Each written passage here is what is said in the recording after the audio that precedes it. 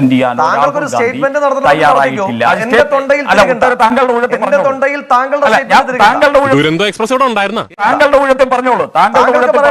ഞാൻ എന്റെ ഊഴത്തിൽ പറയുകയാണ് എസ് സുരേഷ് പ്രസംഗിച്ചു, എസ് സുരേഷ് ഒരു മണ്ടനാണെന്ന് എന്ന് പറഞ്ഞ താങ്കൾ ഇടപെടില്ലേ? അത്രക്കുള്ള ബുദ്ധിയൊന്നും അതിനില്ലല്ലോ. നേരത്തെ അധിക്ഷേപിക്കാൻ വേണ്ടി 4 പേര് എനിക്ക് വിളിക്കാൻ അറിയാൻ പാടില്ലഞ്ഞിട്ടല്ല, പക്ഷെ അത് വിളിക്കുമ്പോ ശ്രീ എസ് സുരേഷിന്റെയും എന്റെയും പൈതൃകം ഒന്നായി പോകും. എന്റെ പൈതൃകം വേറെയാണ്, ലെഗസി വേറെയാണ്. അർത്ഥമൊക്കെ മനസ്സിലാവുന്നുണ്ടായിരിക്കുമല്ലോ.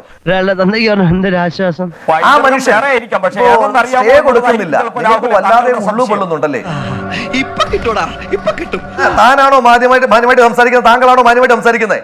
താങ്കളാണോ മാന്യമായിട്ട് സംസാരിക്കുന്നത്? തിരിച്ച് ആ പൈതൃകത്തെ പറ്റി നിങ്ങളോട് ചോദിച്ചാൽ മാനത്ത് നോക്കി നക്ഷത്രം എണ്ണി നിൽക്കും.